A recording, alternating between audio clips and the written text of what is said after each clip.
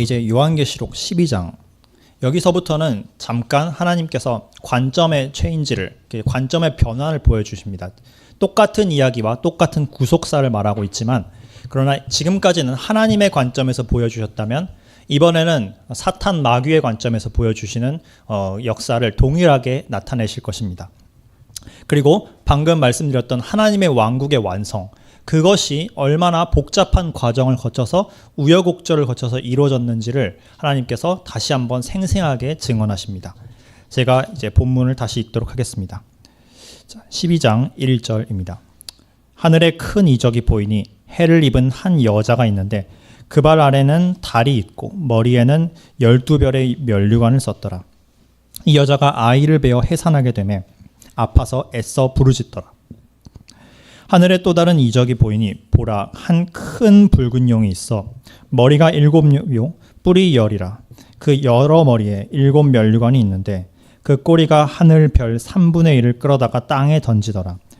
용이 해산하려는 여자 앞에서 그가 해산하면 그 아이를 삼키고자 하더니 여자가 아들을 낳으니 이는 장차 철장으로 만국을 다스릴 남자라. 그 아이를 하나님 앞과 그 보좌 앞에서 올려가더라. 그 여자가 광야로 도망하며 거기서 1260일 동안 저를 양육하기 위하여 하나님의 예비하신 곳에 있더라. 정말 중요하고 요한계시록 전체 이제 중반부에 해당되는 내용이 시작되었습니다.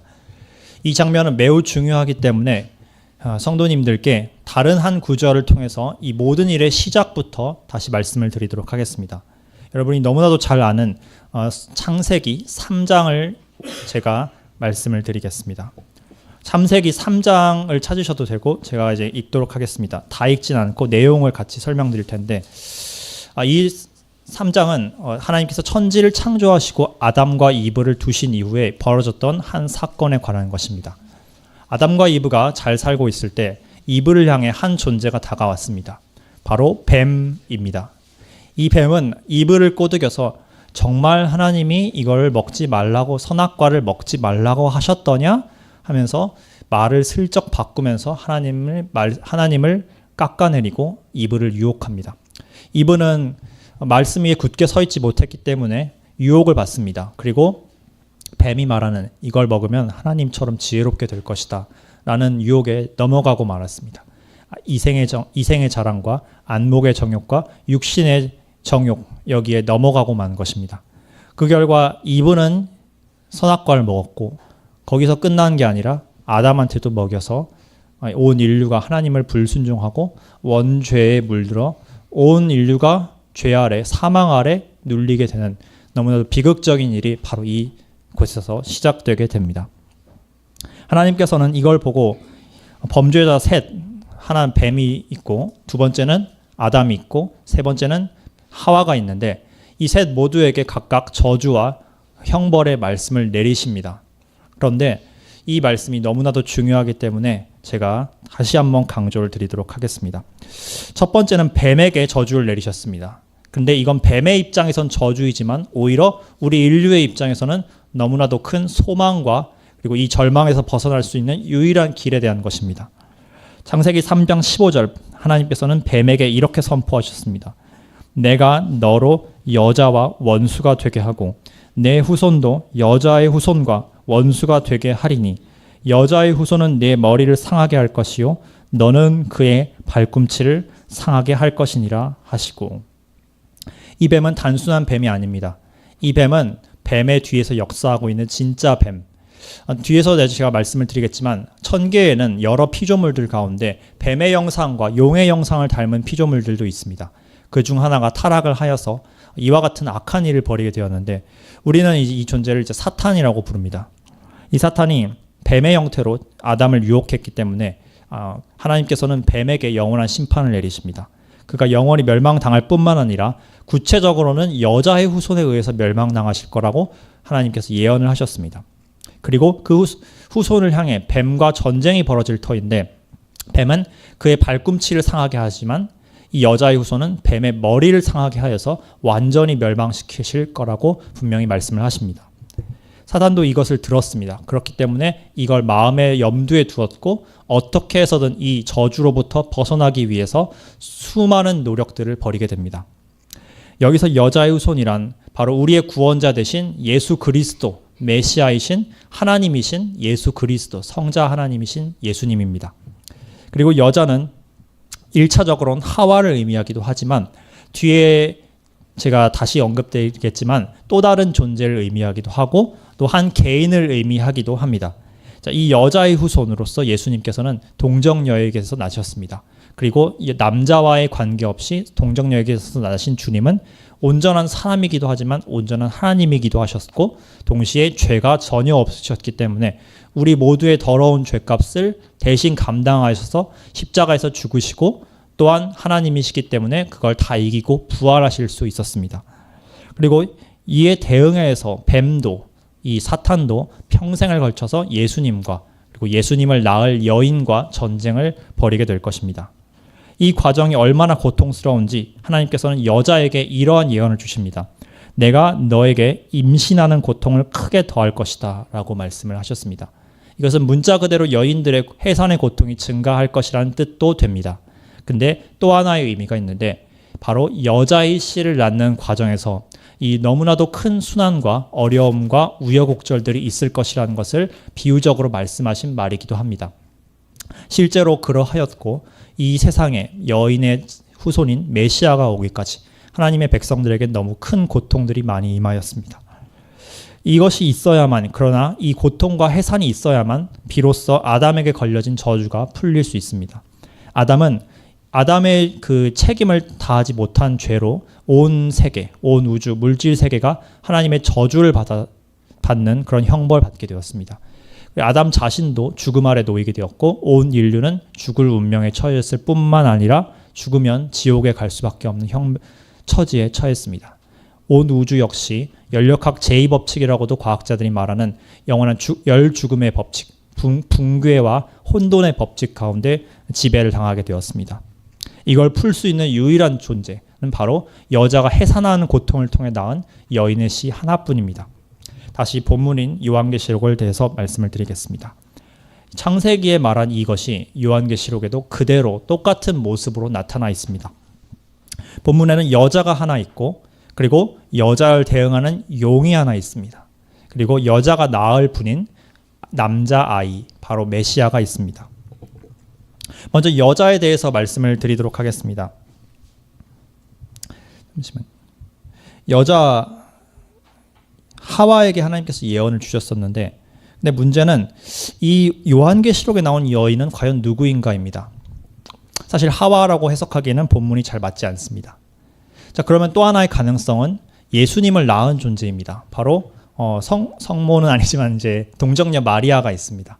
근데 마리아라고 해석을 하기에도 이 뒷부분을 내용을 다시 읽어보시면 아시겠지만 글이 잘 맞는, 뭔가 잘 대응되지 않는 부분들이 많이 있습니다.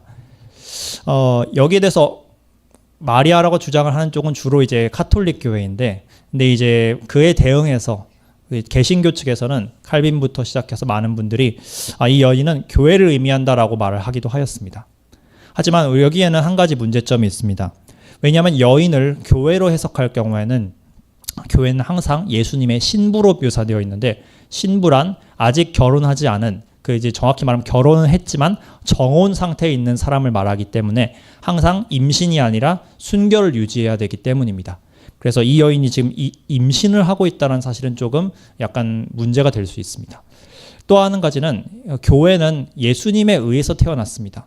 거꾸로 된 것이 아닙니다. 예수님이 교회를 낳은 것이지 교회가 예수님을 낳진 않았습니다. 이 본문에서 이 여인은 분명하게 예수님을 낳는 존재로 묘사가 되어 있습니다. 그래서 가능성이 사실 남는 것은 하나뿐인데 이 여인은 바로 이스라엘입니다. 그 증거를 몇 가지 말씀을 드리면 이미 몇 번 말씀은 전에도 드렸지만, 첫째는 이 여인의 묘사입니다. 해를 입었고, 두 번째는 발 아래 달이 있고 머리에 12별이 있다고 하는데, 이 12별과 해와 달의 그림은 요셉의 꿈, 바로 이제 형제들에게 팔려갔던 그 요셉의 꿈입니다. 즉 요셉의 가족, 야곱과 그의 아내들과 그리고 그의 12아들들을 상징하며 좀 더 확장해서는 이스라엘 민족 전체를 상징한다고 할 수 있습니다. 그에 대한 증거를 또 하나 저희가 전달을 드리고자 합니다. 미가서 4장을 잠깐 찾아보도록 하겠습니다. 미가서 4장 10절을 제가 읽어드리도록 하겠습니다.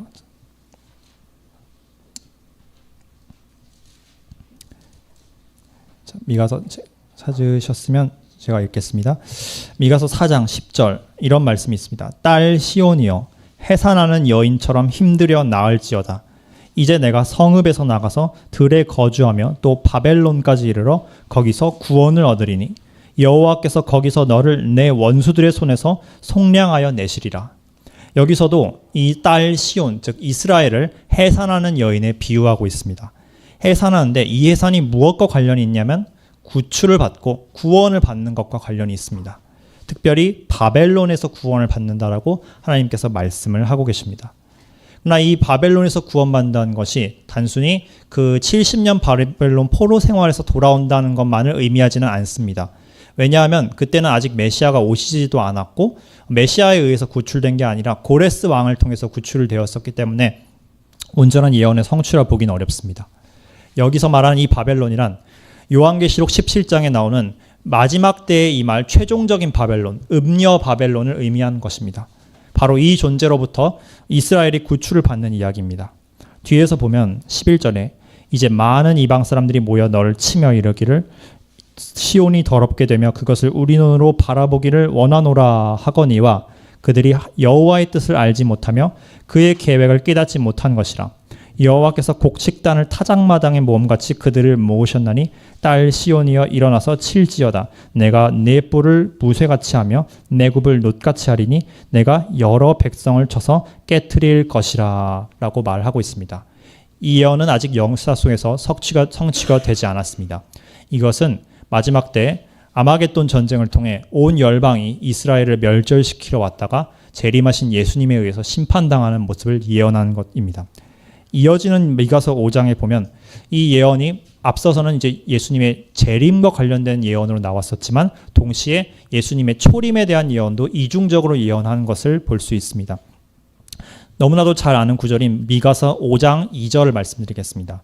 베들레헴 에브라다야 너는 유다 족속 중에 작을지라도 이스라엘을 다스릴 자가 내게서 내게로 나올 것이라. 그의 근본은 상고에 영원에 있느니라. 이 예언은 명확하게 예수님이 초림 때 베들레헴에서 출생하실 것을 의미하고 있습니다. 이와 같이 성경에는 구약 예언 중에 예수님의 처음 오실 것과 재림하셔서 다시 오실 것을 뒤죽박죽으로 섞어서 겹쳐놓는 예언이 굉장히 많습니다.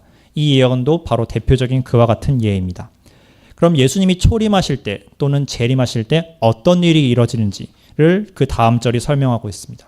그것은 바로 해산하는 여인의 고통과 그 고통으로부터의 해방입니다. 3절에 그러므로 여인이 해산하기까지 그들 이스라엘 민족입니다. 그들을 붙여두시겠고 열방과 이제 적그리스도 세력에 붙여두시겠다는 뜻입니다. 그 후에는 그의 형제 가운데 남은 자가 이스라엘 자손에게로 돌아올 것이다 라고 말씀하고 있습니다. 이 그는 바로 메시아이신 예수 그리스도를 의미합니다.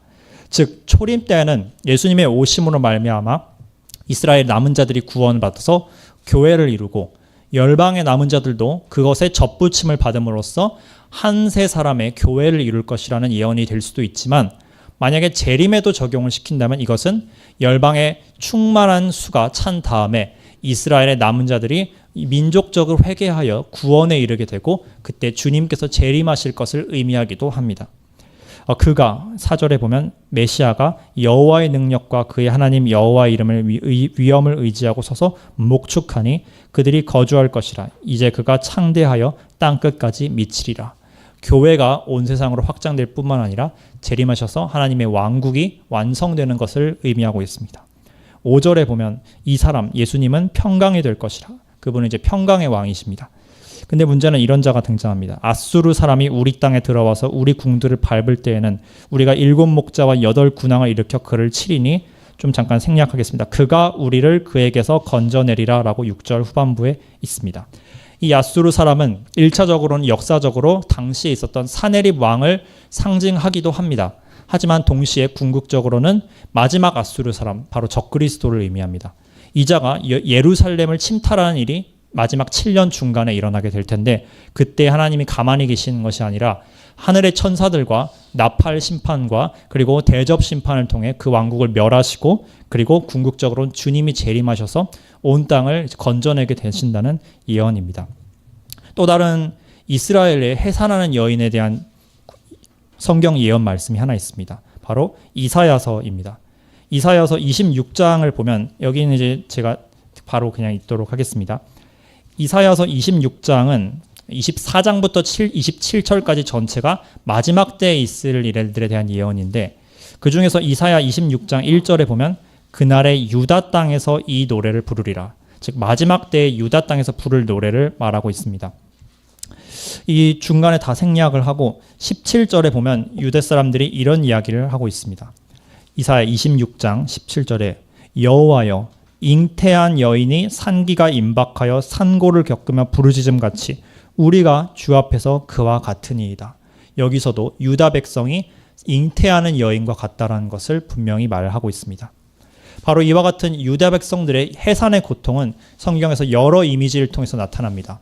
처음에는 야곱의 아내 라헬이 베냐민을 낳을 때 그녀가 죽어가면서 한탄하는 장면에서 나옵니다. 그러나 하나님께서는 그 베냐민을 베논이라고 부르지 아니하고 오른손의 자녀인 그 베냐민이라고 친히 이름을 지어주셨습니다. 이와 같은 일이 예레미야서에서도 언급이 되어 있습니다. 예레미야 31장을 보면 라헬이 자기 자녀가 없어서 탄식하며 우는 것에 대한 예언이 있습니다. 이 예언은 실제로 바벨론 포로 잡혀갈 때 많은 여인들이 자기 자녀들이 바벨론에 끌려가는 장면을 보면서 무력하게 눈물을 흘렸던 것을 묘사하기도 합니다. 그와 동시에 미래에 있을 일을 예언하기도 하는데 그 미래에 있을 일이란 바로 마태복음 2장에서 등장했던 그 무서운 장면, 헤롯 대왕이 예수님을 죽이기 위해서 베들레헴에 있던 2살 미만 아이들을 영아 학살을 하는 그와 같은 끔찍한 죄를 저지르는 장면에서 다시 한번 성취가 됩니다. 그런데 이 이스라엘의 해산의 고통이 마지막 4번째로 한 번 더 성취될 때가 있습니다. 그것은 바로 오늘 요한계시록 12장에 있는 그 최후의 때 7년 대환란, 바로 야곱의 고난의 때라 하는 그때입니다. 이사야 26장에서는 바로 이러한 고통을 잉태하는 여인의 고통으로 묘사했습니다. 18절에는 우리가 잉태하고 산고를 당하였을지라도 바람을 낳은 것 같아서 땅의 구원을 베풀지 못하였고 세계의 거민을 출산치 못하였나이다. 참 이상한 말씀입니다. 왜냐하면 이스라엘은 이미 2000년 전에 예수님을 낳았습니다. 그리고 예수님을 통해 온 열방이 구원에 베풀어졌습니다. 그런데도 불구하고 이들은 우리가 바람을 낳은 것 같아서 정말 헛수고하였다라고 탄식을 합니다. 그 이유는 이것입니다.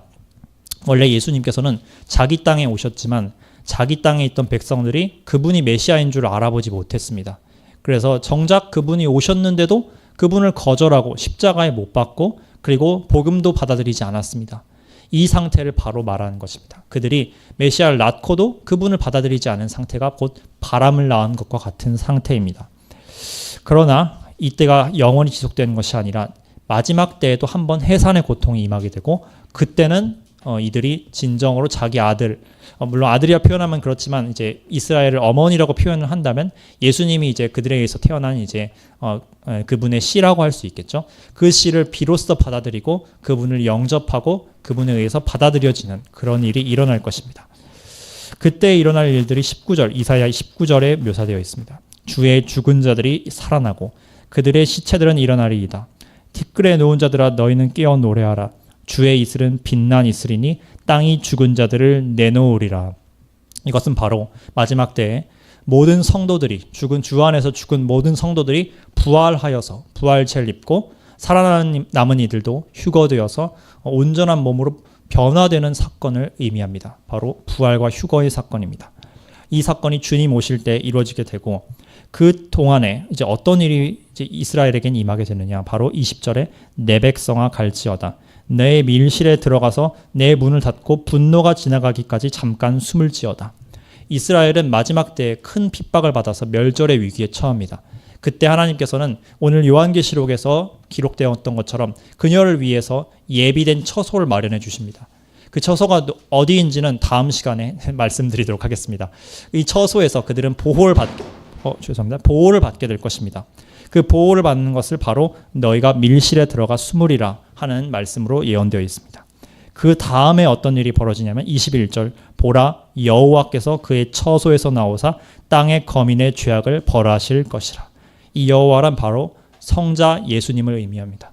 이 성자 예수님이 그분의 처소이신 하늘 왕국에서 하늘 나라에서 오셔서 모든 땅의 거민들을 심판하시고 그 땅이 그 위에 잦았던 피를 드러내고 그 살해당한 자를 다시는 덮지 아니하리라. 즉 의인 아벨의 피부터 그리고 환란기에 수많은 순교자들의 피에 이르기까지 모든 의로운 자들의 피가 즉 음녀 바벨론이 흘렸던 그 피가 더 이상 감춰지지 않고 하나님 앞에 드러난 바 되어서 모두 복수를 당하게 될 것이라는 뜻입니다. 그와 같은 심판이 있는 직후에 이사야 27장 1절에 이런 일이 벌어진다고 말씀을 주고 있습니다. 그 날에 여호와께서 그의 견고하고 크고 강한 칼로 날랜 뱀 리워야단 곧 꼬불꼬불한 뱀 리워야단을 벌하시며 바다에 있는 용을 죽이시리라. 드디어 여기서 용, 뱀, 리워야단이라는 존재가 언급이 됩니다. 그래서 다시 본문으로 제가 돌아가도록 하겠습니다. 이번에는 용에 대해서 말씀을 드리겠습니다. 12장 3절에 보면 요한계시록 12장 3절에 보면 하늘에 또 다른 이적이 나타납니다. 그 이적은 바로 한 큰 붉은 용인데 머리가 7이요 뿔이 10이라. 그 여러 머리에 7 면류관이 있다라고 말씀을 주고 있습니다. 자, 이 용의 정체가 무엇인지를 우리는 굳이 어렵게 해석할 필요가 없는 것이 뒷절에 잠깐 넘겨보시면 요한계시록 12장 9절에 정답이 성경 본문에 의해서 나와 있습니다. 자, 9절에는 큰 용이 내어 쫓기니 바로 옛뱀 곧 마귀라고도 하고 사단이라고도 하는 온 천하를 꿰는 자라. 땅으로 내어 쫓기니 그의 사자들도 저와 함께 내어 쫓기니라. 자, 바로 이 용은 오늘 방금 전에 이사야 27장 1절에 말했던 크고 강한 뱀 리워야단, 꼬불꼬불한 뱀 리워야단은 바로 사탄 마귀를 의미하는 것입니다. 즉 주님께서 재림하신 후에 사탄 마귀를 결박해 무저갱에 가두시고 그 천년 왕국을 여시는 대한 내용입니다. 이 사단 마귀에 대해서 알아보도록 하겠습니다. 장로님께서 오늘 사단 마귀에 대해서 너무 자세히 말씀드려서 제가 상대적으로 덜 말해도 될 것 같긴 한데 자세히 말씀드리면 그래도 이 사단 마귀는 머리가 7이고 뿔이 10인 용으로 묘사되고 있습니다. 첫째는 용입니다. 하나님께서는 구약 성경에서 용을 다양한 언어로 표현하셨습니다. 첫 번째 언어는 히브리어로 탄닌이라는 용어입니다. 이 탄닌은 이제 어디서 찾아볼 수 있냐면 이 구약 성경, 개역 성경을 읽어 보시다 보면 막 승냥이라는 용어가 굉장히 많이 나옵니다. 또는 시랑 또는 늑대 이런 용어가 나오는데 사실은 그게 원래 번역어가 탄닌입니다. 그래서 킹 제임스는 이걸 아예 차라리 직역을 해서 용이라고 묘사하였습니다. 즉 용은 오늘날 현실 세계로 치면 공룡에 해당될 것이고 그리고 실제로 성경 시대에도 존재했던 어떤 파충류 동물입니다.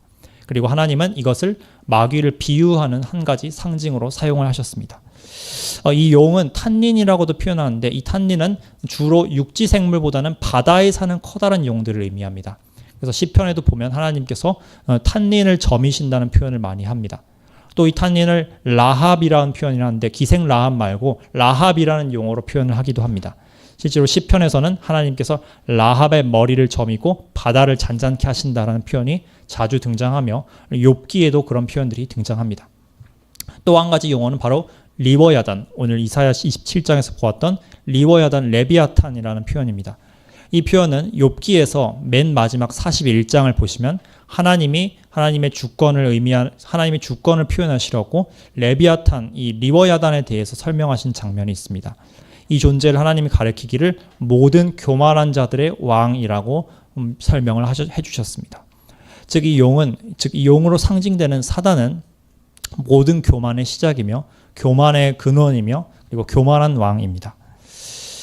그리고 그 다음으로 이 용에게는 또 다른 이름이 있습니다. 바로 마귀라는 이름입니다. 마귀는 헬라어로 디아볼로스라는 용어를 번역한 것입니다. 이 데빌 또는 이제 영어로는 데블이라고도 하고 헬라어로는 디아볼로스인데 이것은 슬렌더러 바로 참소하고 중상모략하는 자라는 뜻입니다. 이 자는 바로 이 단어가 너무나도 사단을 잘 설명해 주는데 사단은 우는 사자와 같이 삼키는 자를 찾은 후에 하나님 앞에 가서 그 자들을 고발합니다.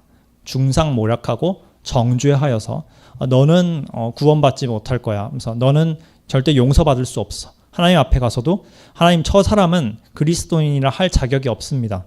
저런 죄들을 지었는데 어떻게 용서받을 수 있습니까? 하고 끊임없이 고발하기를 그치지 않습니다. 구약시대 때는 그 의인이라던 욥을 향해서까지도 그렇게 정죄를 하였고 신약시대 때는 예수님의 무려 수제자인 베드로까지도 밀 까부르듯이 까부르기 위해서 청구하였습니다. 우리를 향해서도 당연히 마찬가지입니다. 그러나 다행히도 하나님께서는 이 사단의 모든 정죄를 완전히 무력화시키시는데 바로 십자가 위에서 그 무력화를 이루십니다. 그래서 이제 누가 죄를 짓더라도 우리에게는 하나님 앞에 대언자가 있으니 바로 예수 그리스도시다. 바로 이 예수님께서 이제는 우리의 변호사가 되어주셔서 사단이 아무리 정죄를 해도 하나님 앞에서 저 아이들은 내 피로 값주고 산 아이들이며 내가 그 죄를 담당했기 때문에 이제는 그 아이들은 의롭습니다 라고 증언을 해주시는 분이 바로 예수 그리스도이십니다. 자, 사단 마귀에게는 한편 또 다른 이름이 있습니다. 바로 뱀입니다. 오늘 창세기 3장 15절에서 언급되었던 그 뱀이 바로 사단 마귀라는 증거가 여기 오늘 요한계시록에 있습니다. 또 한 가지는 이 사탄이라는 이름인데 이것은 히브리어로 대적하는 자를 의미합니다. 대적한다. 무엇을 대적할 것일까요? 바로 하나님을 대적하는 자입니다. 왜 하나님을 대적하였는가? 이 자는 교만함 때문에 하나님을 대적하게 되었습니다. 그래서 본문 말씀 중에서 본문 아니지만 또 다른 말씀 중에서 사단의 기원을 알려주는 아주 중요한 두 개의 구절이 있습니다. 첫 번째는 이사야서 14장입니다. 이사야서 14장은 바벨론 왕의 파멸에 대해서 노래를 하고 있습니다. 그런데 이 바벨론, 인간 바벨론 뒤에는 진정한 바벨론, 영적 바벨론인 그 배후의 세력이 도사리고 있었는데 그 존재가 바로 하늘에서 떨어진 천사장 루시퍼입니다. 이사야 14장 12절을 보면 11절부터 보면 내 영화가 스올 지옥에 떨어졌으며 내 비파 소리까지로다. 구더기가 내 아랫 깔림이여 지렁이가 너를 덮었도다. 너 아침의 아들 계명성이여 어찌 그리 하늘에서 떨어졌으며 너 열국을 엎은 자여 어찌 그리 땅에서 찍혔는고. 자, 이 계명성이 이제 라틴어로는 그 유명한 루시퍼이고 히브리어로는 헬렐이라고도 부릅니다.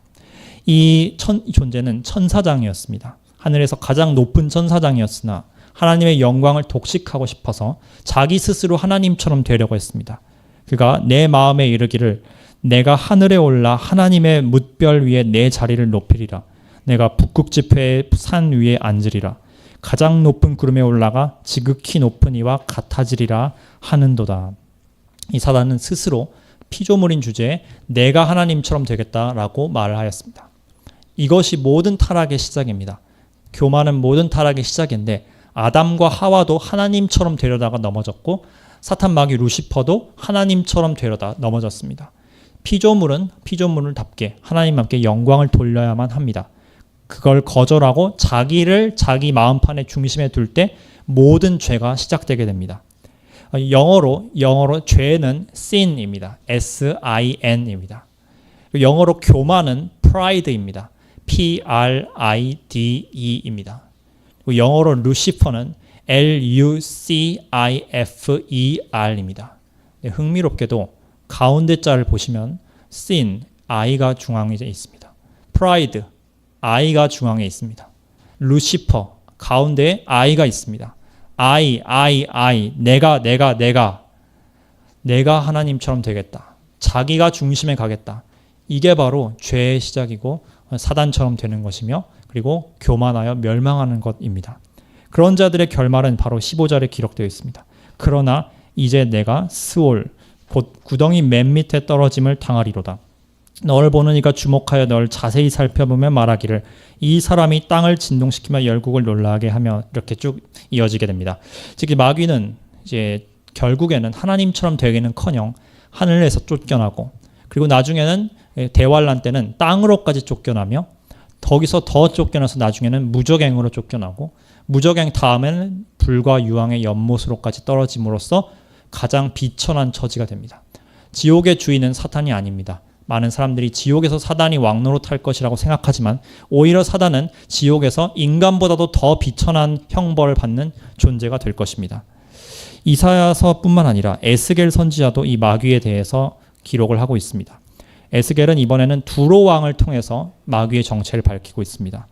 마귀에 대해서 말을 하기를 에스겔 28장 14절에 너는 기름 부음을 받고 지키는 그룹이며 내가 너를 세우매 내가 하나님의 성산에 있어서 불타는 돌들 사이 왕래하였도다.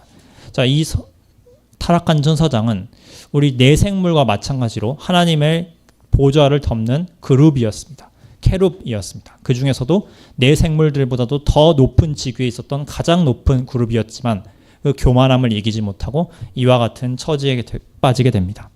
근데 자기 혼자서 타락하면 그나마 나은데 꼭 이제 물귀신처럼 다른 존재들을 끌고 갔습니다. 요한계시록 12장 4절에 바로 그 끌고 간 존재들이 나와 있는데 그 꼬리가 하늘 별 3분의 1을 끌어다가 땅에 던지더라 라는 기록이 있습니다.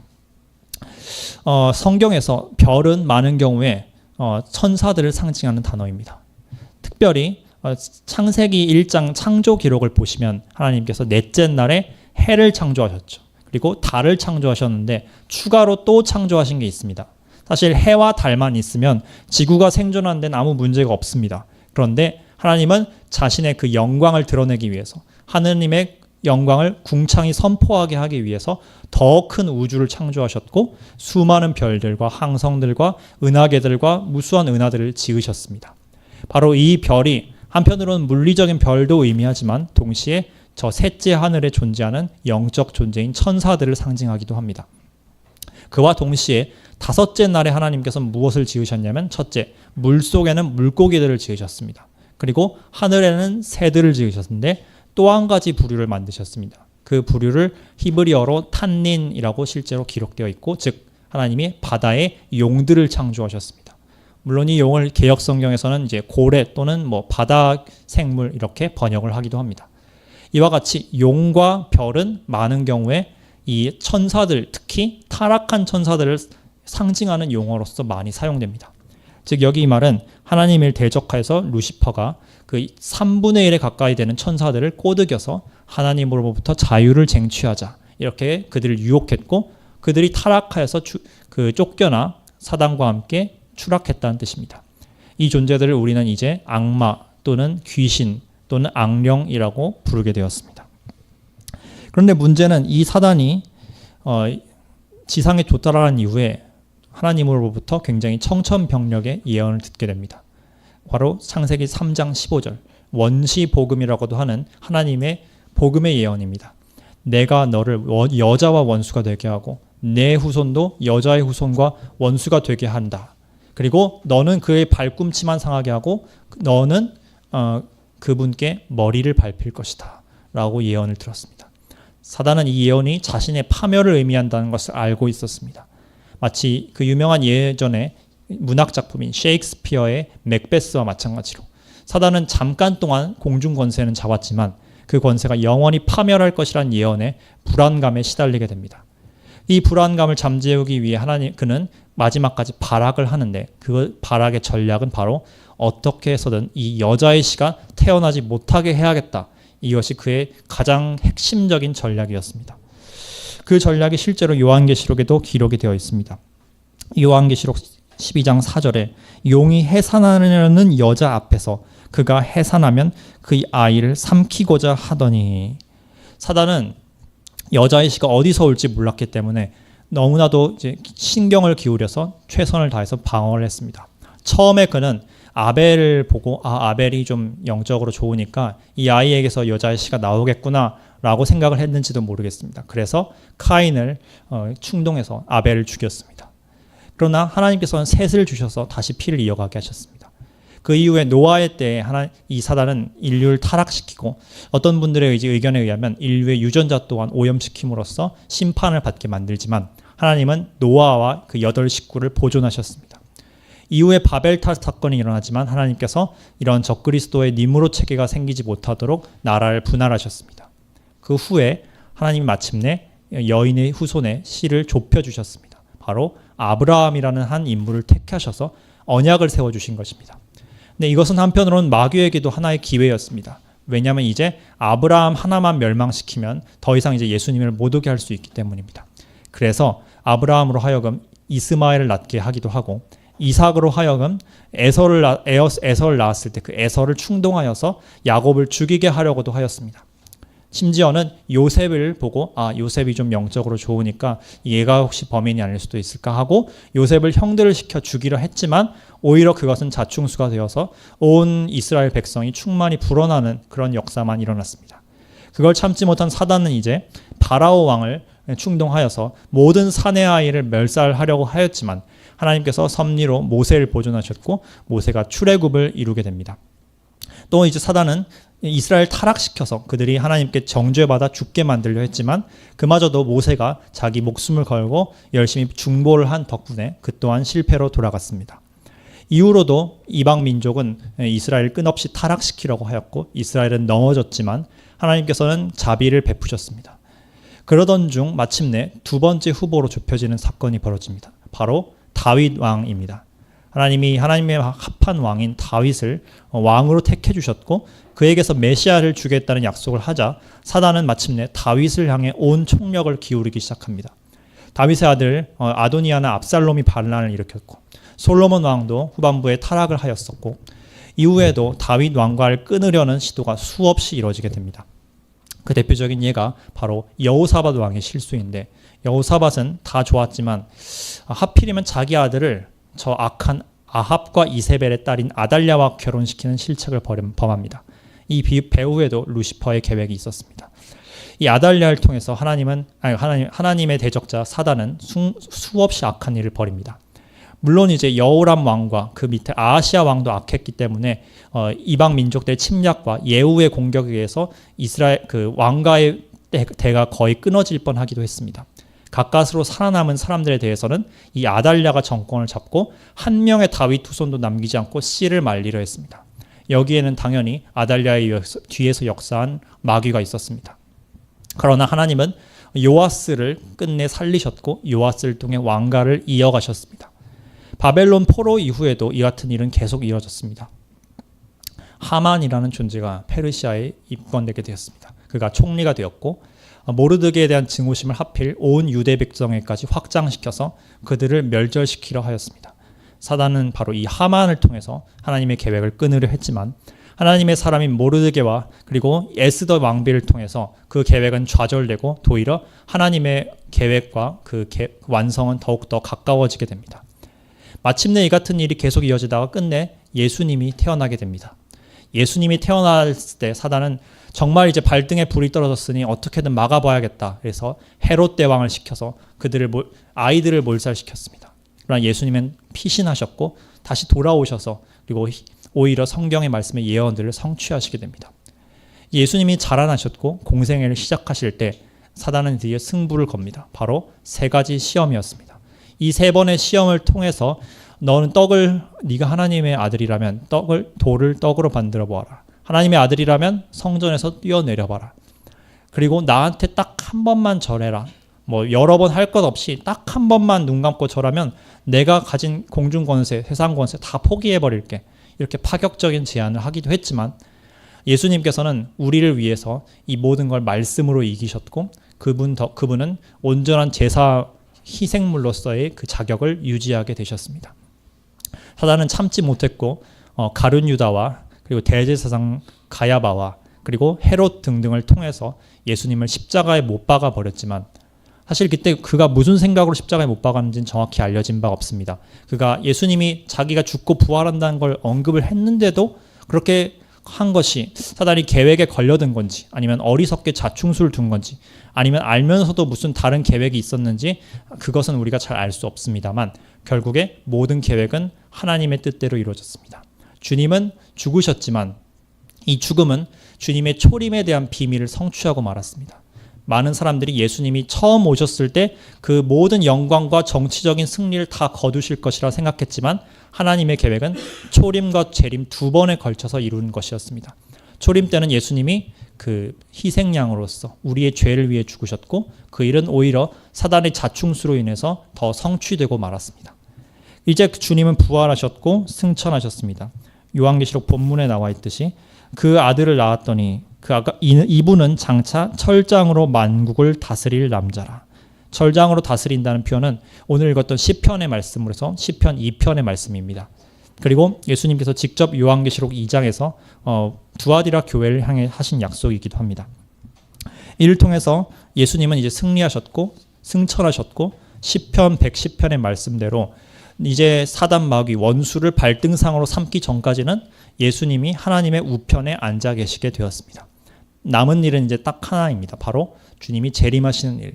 그 일 하나뿐이고 마귀는 이제 이것이 이루어지면 자기가 영원히 파멸한다는 사실을 알고 있기 때문에 초림은 못 막았지만 재림이라도 막아보겠다고, 막을 수 없더라도 어떻게든 발악을 해보겠다고 지금 이 세상에서 발광을 하고 있는 것입니다. 그것이 바로 이 여자에 대한 핍박입니다.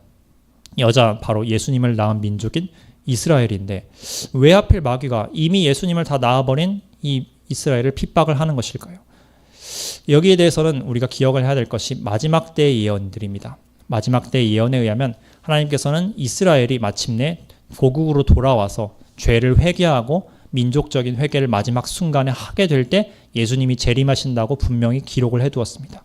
그걸 알고 있는 마귀는 이제 남은 희망은 하나뿐이다. 이제 이 이스라엘을 없애버려서 그 예언이 성취되지 못하게 만들자라는 의도로 소련도 사용하고 로마 가톨릭의 여러 핍박도 사용하고 히틀러도 사용을 하여서 멸절을 영원히 열심히 꾀했지만 그 모두 다 실패로 돌아가고 이제는 이슬람까지 사용하고 있지만 하나님의 계획에 의해서 이스라엘은 보존되어 있습니다. 이 핍박이 마지막 때 적그리스도라는 존재가 태어날 때 가장 극심한 정점에 달하게 될 것입니다. 그게 바로 6절의 내용입니다.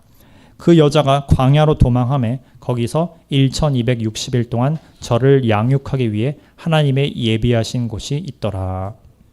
마지막 때에 1260일, 즉 마지막 두 번의 그 7년 중에서 7년 환란기 중에서 후반부 3년 반에 해당되는 기간 때 전무후무한 야곱의 고난이 임하게 됩니다. 이때 이스라엘 민족은 거의 멸절에 가깝게 핍박을 당하게 되고 홀로코스트 때보다 더 끔찍한 일을 당하게 됩니다. 그들을 보존하기 위해서 하나님께서 이스라엘 바깥에 피신처를 마련해 주십니다. 그 피신처에 대한 내용은 다음 시간에 전하도록 하겠습니다. 말씀을 이제 마무리하면서 말씀 전하고자 하는 바는 우리가 이 작은 세상 속에서 우리 협소한 우리 주변의 세상 속에서 지금 살아가고 있습니다. 그래서 먹고 자고 하는 문제들이 우리에게 사실 중요하며 또 어려움도 있고 또 크게 보입니다. 그런데 성도들에게는 우리가 하나님의 더 큰 계획, 하나님의 더 거대한 구속사를 바라보아야 할 필요가 있습니다.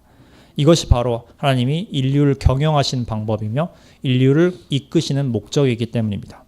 그 목적은 바로 우리 죄로 인해 타락했던 인류를 옛 뱀으로부터 구출하시고 그리스도의 영원한 왕국을 이루시는 과정, 그 과정을 위해 주님이 성육신하셨고 부활하셨고 죽으심을 통해 이를 감당하셨습니다. 우리가 이것을 하나님의 큰 계획을 생각하며 매일의 삶에서 힘을 얻고자 합니다. 말씀을 마치도록 하겠습니다.